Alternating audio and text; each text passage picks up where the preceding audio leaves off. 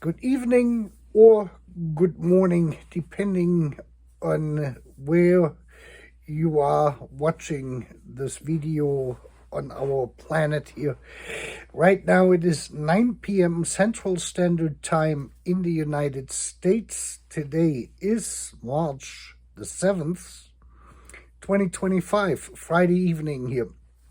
And I thought I'm going to tune in since we had a very, very turbulent week here.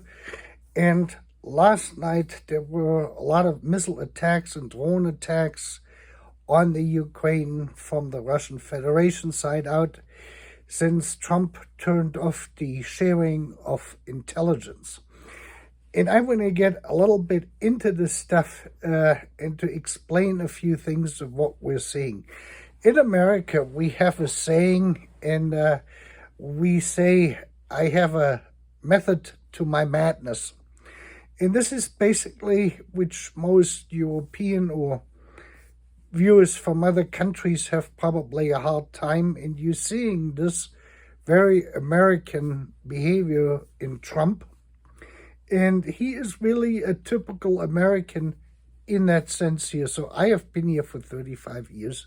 So I'm used to this. I have learned how to deal with this and how you just go along with the flow. And then you just see which way it is going to go. And you can live very easily with this stuff. And I probably have adopted some of this myself. And, you become Americanized when you're long enough here. And so I have some German, I have some Prussian, and I have some American in me. So it's a mixture, sort of. So I can be more Prussian, I can be more German, I could be more American. And with Donald Trump, you get 100% Americanism in its raw form, basically. There's, of course, with 330 or 340 million people here, that means you're going to have different characters and different approaches and that sort of stuff. It is usually the left, the Democrats, the center left and left of the center, which is more planned out and more methodology and everything and planning and that sort of stuff. They don't make any statements until you have talked about it forever and discussed it and planned all of that stuff. With the Republicans, you get more like this kind of response, what you get there with Donald Trump. And that is, for the better part, pretty prevalent here. I would say it's a 50-50 mix. With that, he is not different or any different than most Americans are here, regardless of their ethnicity. That is just something to give you a general term here. What I wanted to point out in this video tonight is the dependency primarily Europe has, and of course the Ukraine especially, on the United States. Sort of not really a codependency, but definitely a one-way dependency from Europe more so to the United States. And of course this is all the results of the World War II after 1945, Yalta, Bretton Woods, and all of the stuff that came with it between Stalin and Roosevelt and Churchill, who had basically set this whole thing up. And then the intricate details here on the Western side were negotiated at Bretton Woods, the Bretton Woods Agreement. I don't want to go into all of this stuff. That developed on both sides then, between East and West. We had the dependency of Europe with NATO on the United States as the godfather, so to speak, and for the Eastern European countries, it was the Soviet Union, which was sort of the godfather in all of the stuff for military power and protection. So when these two, that was really the predominant situation from 1945 until 1989.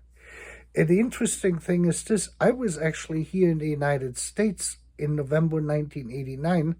I was staying with a friend of mine down in the Florida Keys, when the Berlin Wall came down. It was here in the early afternoon. We're like, I think 7 or 8 hours behind, so 6 hours on the West Coast. And I was sitting at the pool because it was in the afternoon. And the neighbor said to me, he was yelling over the fence. He came out of his house and he said, Peter, he knew I was from Germany. Peter, you got to turn on the television. The wall is coming down. I said, what? Yeah, the wall of Berlin. You know, that thing is, there's people standing on top there. The wall is coming down. So I went inside, and then Tom and we turned on to CNN headline news. That was the big thing back then on cable TV. Around the world in 30 minutes. Every 30 minutes, the most up-to-date news. So we were watching this since it was in the afternoon. So we got a good idea, and that was, of course, we were excited. We said, finally, the Cold War is going to be over. So that was the first major change in our structure from what we had from 1945 on, was the collapse of the Berlin Wall. And then, of course, in 1990 and 91, then the changes which came over Eastern Europe, with the end of this thing being the collapse of the Soviet Union. And at that time, I was also in the United States when that happened, when the tanks rolled up there in Moscow and at the Red Square, and the people were protesting, and no shots were fired and all of that stuff. That I was here as well when this came. And I was doing defense contract work here with the United States Navy, and then with the Air Force at that time. And so at this point, we knew that there were changes coming. At this point, we still had Bush Sr. in the office. And he was agreeing with all of this stuff because the doctrines in place, or which Reagan had put into place, had cost the United States a lot of money in terms of investments. And the idea was that, I forgot what they call it, that was that Star Wars thing, where they were shooting then the Russian nukes out of the sky when it was coming in and that sort of stuff. I forgot what that was called. It was such a long time ago. Maybe I remember it. And anyway, so this was all coming to an end. And then we had the elections here in 92, where Bill Clinton was finally elected after 12 years of Republican presidents. He was now a Democrat as president in power since Carter, the first one. And then he lost the midterm elections, which were then in 94. That's when the House and the Senate became Republican. And that was the rise of, what's his name now? The speaker, Newt Gingrich. Gingrich and the entire thing with the contract with America. And that was based on a balanced budget. There would be no more, there would be a tax surplus and all of this stuff.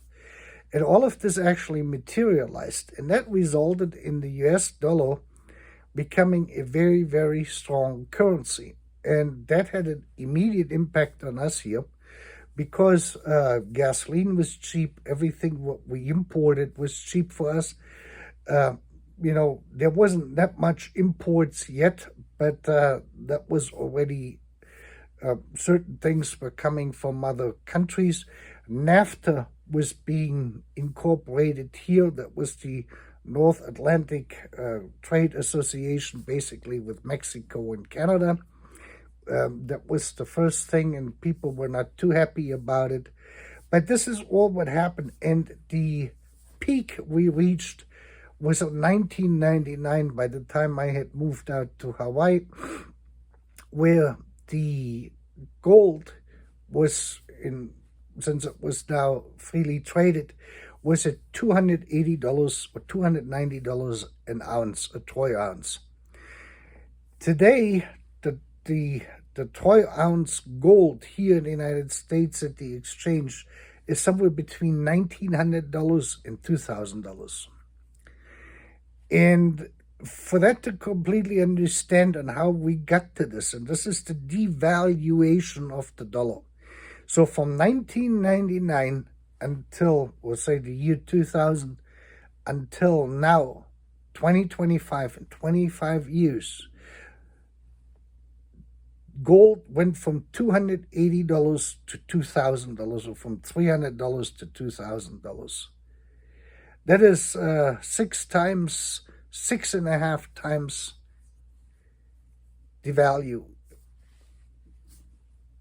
loss in this. So we're basically at 1/6 of a dollar of what we can buy with $1 today from the purchasing power as a result out of this relationship. And how did we get here? There's two things what happened. One was NAFTA, and the other thing, there's three things actually what happened.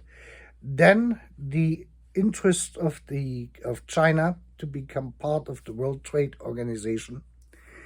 And the final blow in this was 9/11, when the World Trade Center towers came down. Now, in the months leading up, or the year or 2 years, that was the last 2 years Bill Clinton was in office, there were the attacks on the U.S. Navy by the Taliban in the Middle East. That guy there, the Taliban guy, Osama bin Laden, had already been identified as a extreme threat to the United States in terms of terrorist activity and that sort of thing.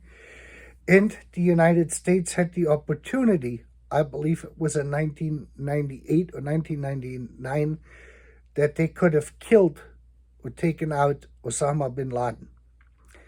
That could have, if they would have done that under the leadership of Bill Clinton, that could have most likely prevented 9/11. But there was a idea. Bill Clinton and the Democrats, they were sore about this deal what the Republican Congress had put on him, and that was the restraint of the money with a balanced budget. We were going into the year 2000 with a fully balanced budget, with a surplus. That means we had more tax revenue coming in than what Congress would spend in 2001. So we were actually set for an unbelievable, stable, economical, stable time going into the first decade of the new millennium. Then came 9/11. And because Bill Clinton resented this, what Newt Gingrich and the Republicans called the contract with America, he kind of did not take any action on the Taliban. And then, of course, we had that screwed up election in 2000 between Bush Jr. and not Bill Clinton, his successor. What was his name now? That green guy, Al Gore. And with the hanging chads and all of this stuff down in Florida, because of the punch cards, they weren't properly punched, and there were chads hanging out of this, or little pieces from what you usually punch out. And that had to be recounted, and that all took some time. In the end, it was the Supreme Court who decided that George Bush had won. So this was basically the end of 2000, going into early 2001. And then Bush came into office, and things started to look pretty good. We were still on track for having a surplus, a budget surplus.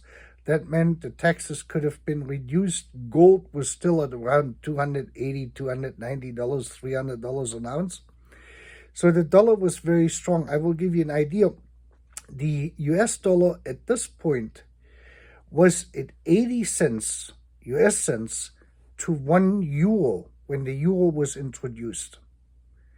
So we were stronger much stronger than the euro currency at that point. And so in this now comes two things. The Chinese had basically become part of the World Trade Organization, and the American manufacturers started to move their low-end labor, meaning everything what took unskilled labor, to China. And the reason for this was here at this point, I think the minimum wage was around $5 or $6 an hour.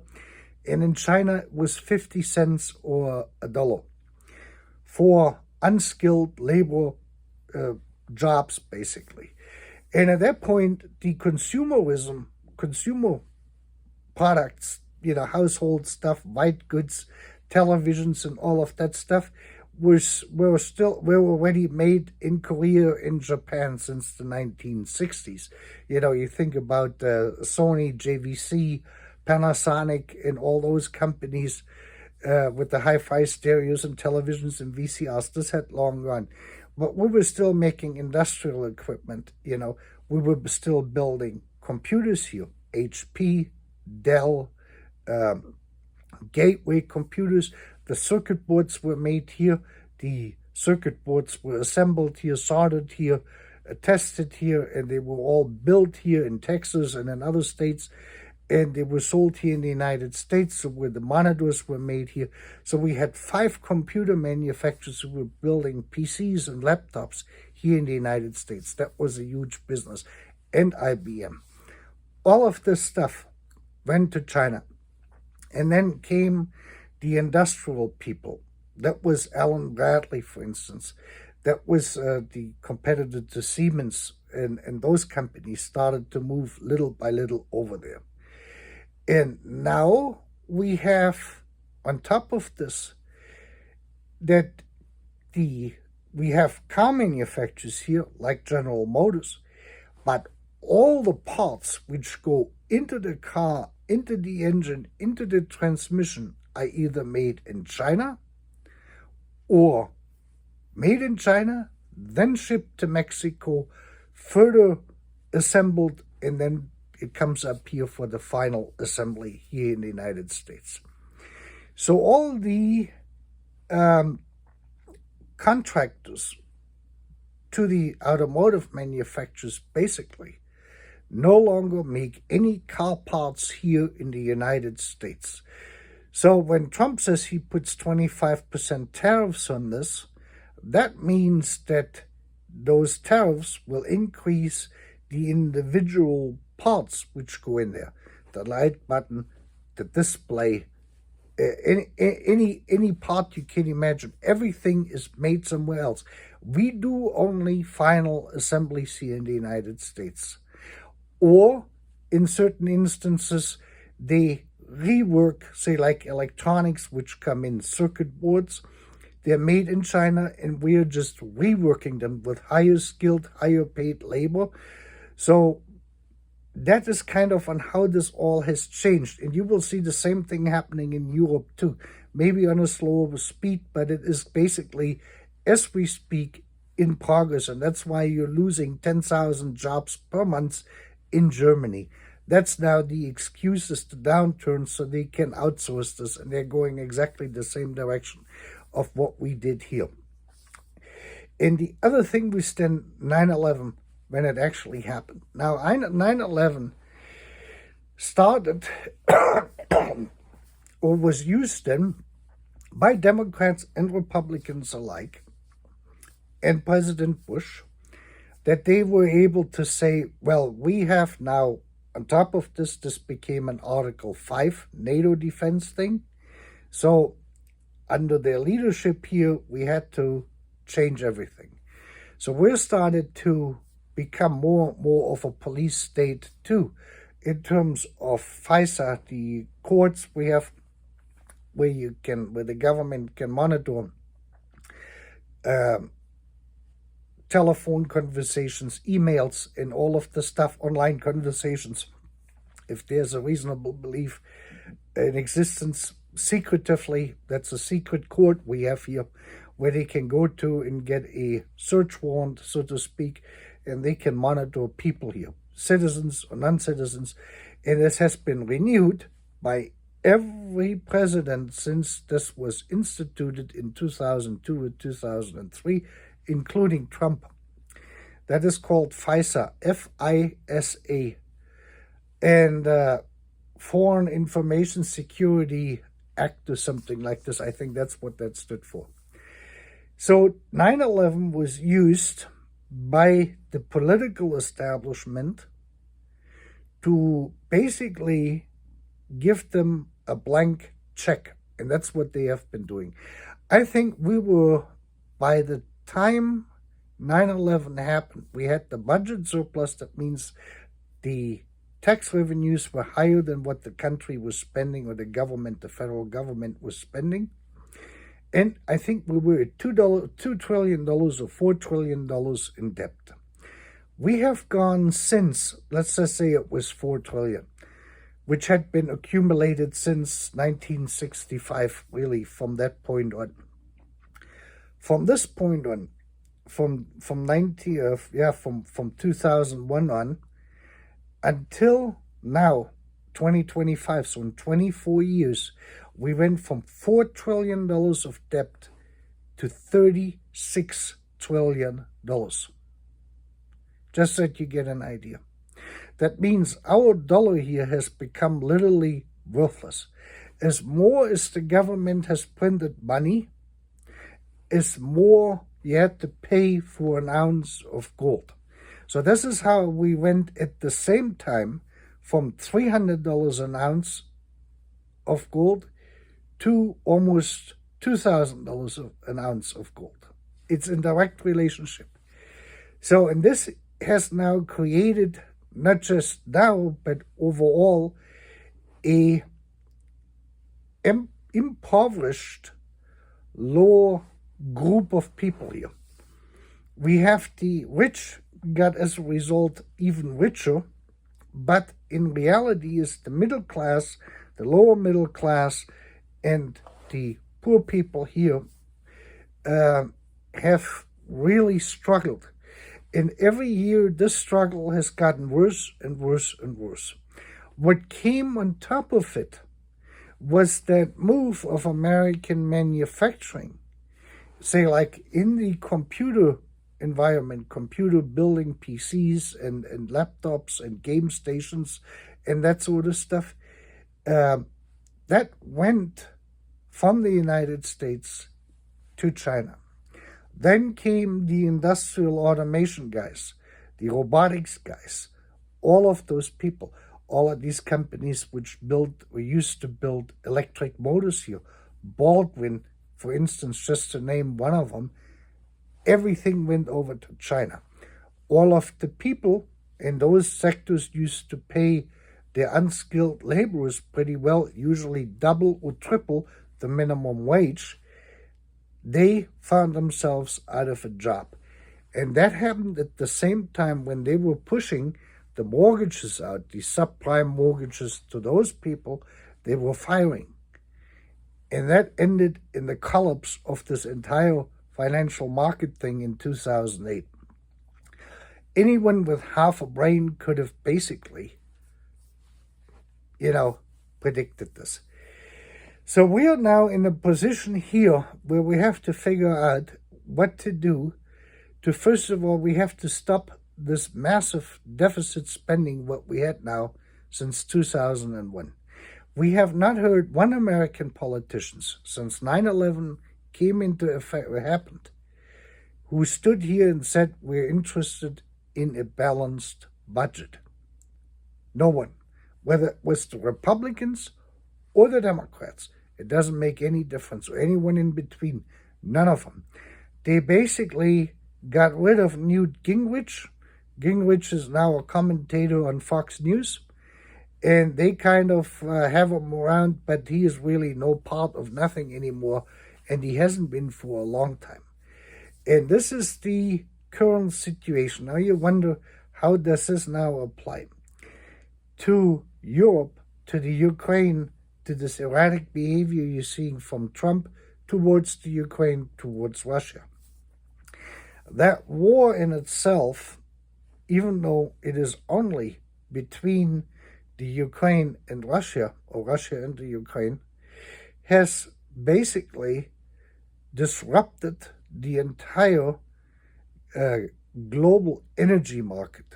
If you live in Germany or in France or in other countries and you know what you went through with natural gas and oil over there and gasoline and everything, the expenses and everything else, and then you had these green politicians in the middle of this stuff at the worst possible time, that will basically derail everything and anything from the economy, and this is going to go from the top all the way down. Now, the United States under Trump wants to step out of this because we are heading for a complete disaster in this, in terms of the finances. This is something what we have said. So we have to do this. Elon Musk went in there and he took the chainsaw to it with the overhaul of the federal government to reduce this and to cut spending and everything else to get rid of the deficit. This is a real serious problem for us here. And this is typical. Once the government starts to borrow or print money, then you're going to have the lowest or the weakest or the less fortunate members of society. They have to pay the biggest penalty in this. On top of this, I went today, for example, grocery shopping. And I had to get eggs because I had used up, I don't buy eggs regularly, but I had used the last couple of eggs up. And I looked at this, and a 12-pack of eggs, we have medium-sized eggs, large eggs, and jumbo eggs. And then you can get them from like your big-time, producer, which is usually the cheapest ones. And then you have the bio, from the happy chickens running around in the yard and that sort of thing. They're all gone. There's none of them available from the happy chickens. They're all gone. And now we have only the ones from the low end or the cheapest producer, the mass-produced ones. And the large eggs, medium were out, large eggs were $7.99 for 12 eggs. I had the coupon and I got $1 off, so I got them for $6.99. The 6-pack of the medium-sized eggs is $5.49. They had those. And the jumbo eggs were $10.99. Just that you have an idea. This is the result of a bird flu breakout here in the United States and a green approach of farming or to farming with less vaccinations, or what do you call them, the antibiotics and all of the stuff. So they had to kill hundreds, if not millions, of chickens here because of that bird flu outbreak. Just that you have an idea of what we're looking at here. So if you have a family of 4 or 5, you can imagine you want to, chicken, everyone needs eggs, whether you make a cake or you make breakfast or whatever it is.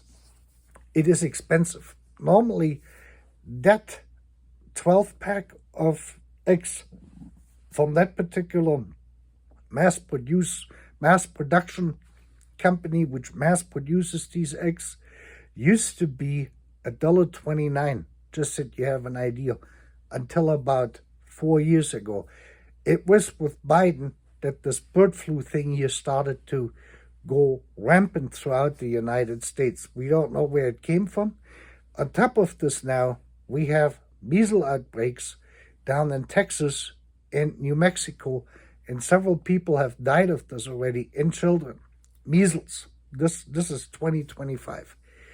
We have gone with this green ideology and anti-vaccination thing backwards in time, where we're now living again in the 18th or 19th century before anything of this really vaccination, anti-vaccination, antibiotics became available. This is how insane this is, in my opinion at least. Now, you wonder, what has this to do now with Europe?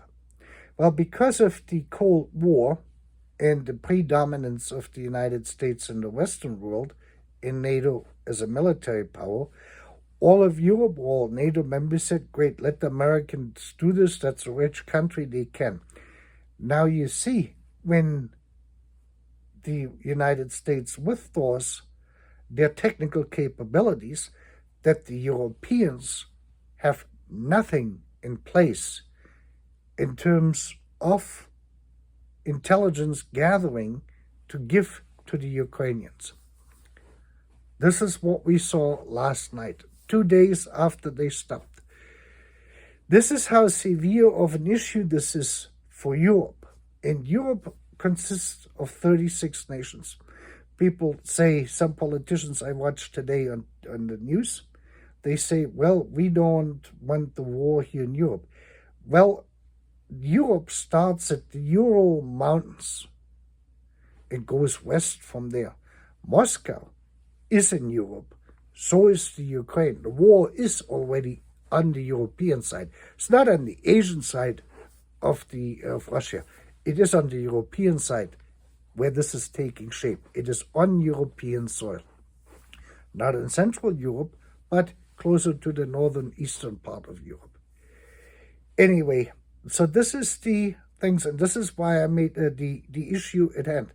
And this is the issue you're going to have, and that's why I made the video about the nuclear capabilities of the Russian Federation in East Prussia or Kaliningrad Oblast.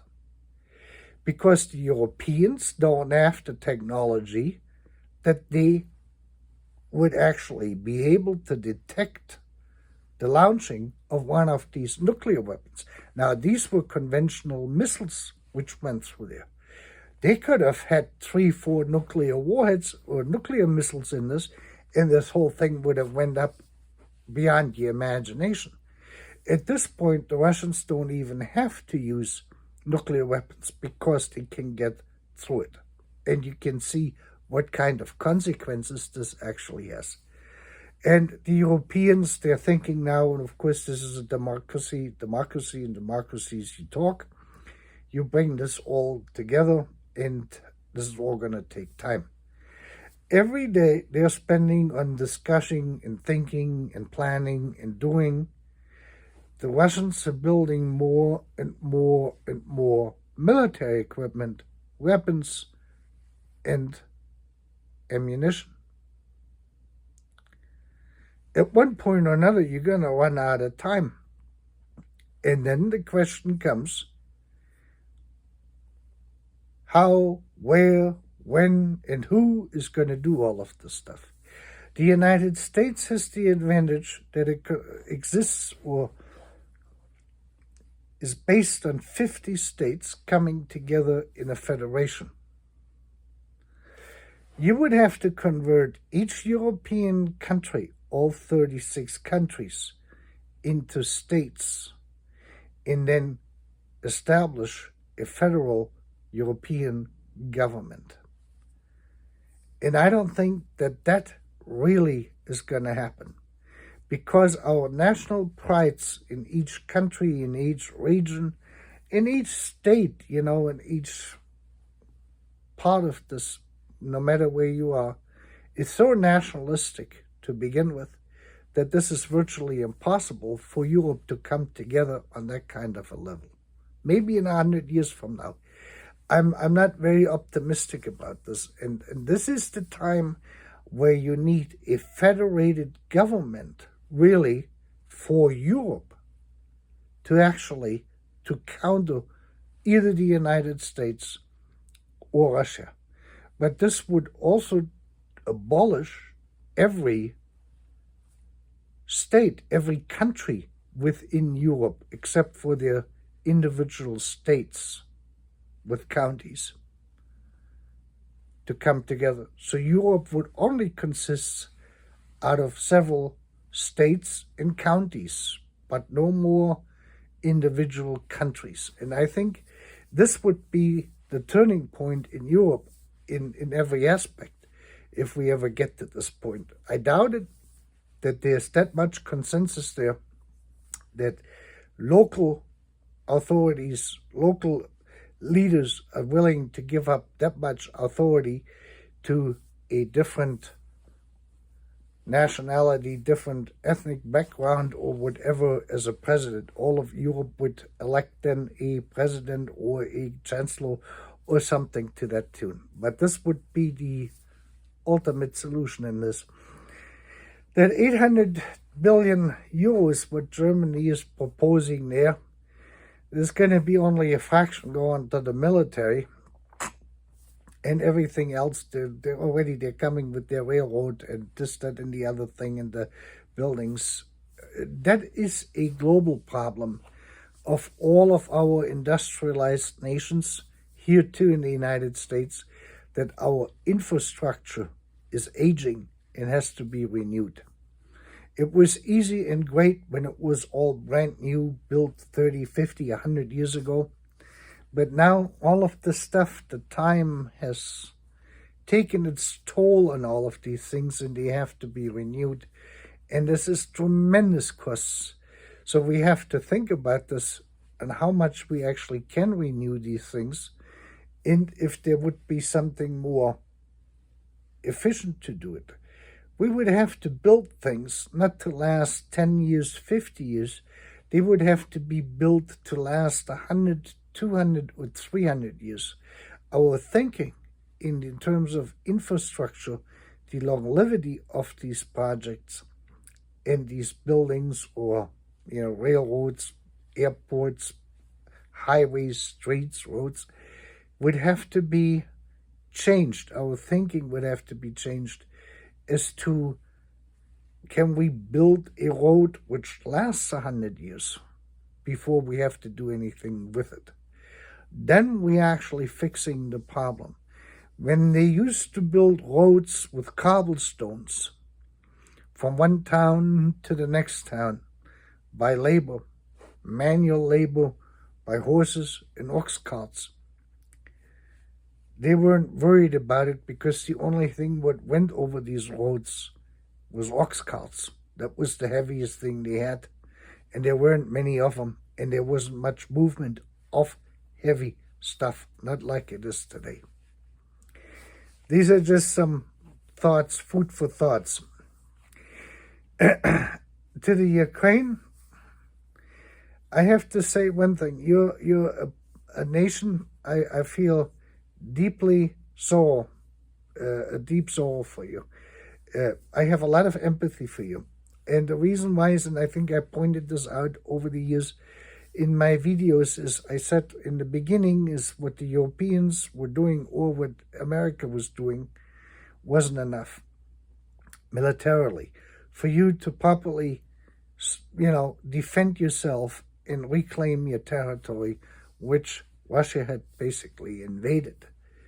And I'm still believe that is the case, even though Russia is a very powerful country, is we in the West should easily outperform the Russian capabilities if we really wanted to.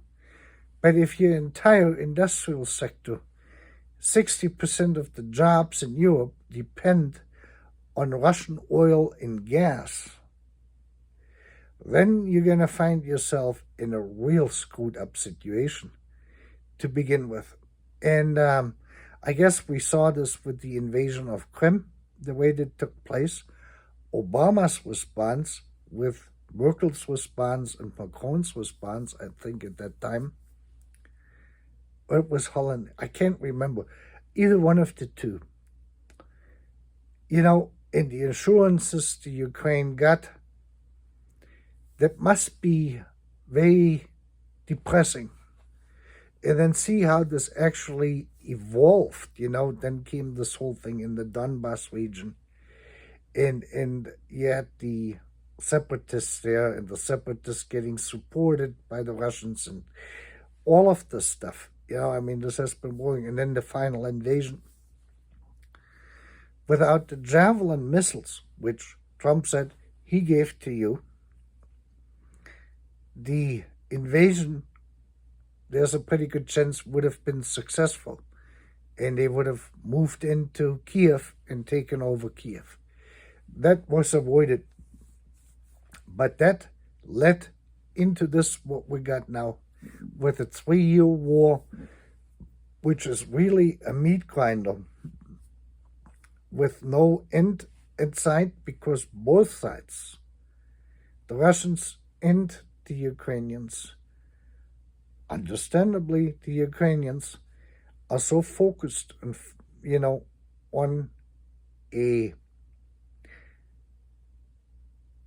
how should I say this, a win, regaining their territory, regaining their country. You can't, unfortunately, restore the lives lost. So there's going to be always there's going to be a void in there, in their hearts, most likely, which they have to live with and live through. In this, I think this is our great tragedy of this first century, what we're seeing now here in the Ukraine and what happened to the Ukraine. The Western response and the internal conflict of basically the operational functionality of the economies on the Russians knowing this. So here we are, Europe is totally codependent with energy from Russia and other things, and totally codependent upon the United States in many ways for military functionality, for the defense of Europe.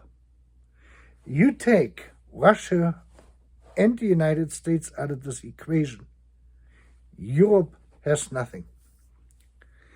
That is the high cost of codependency.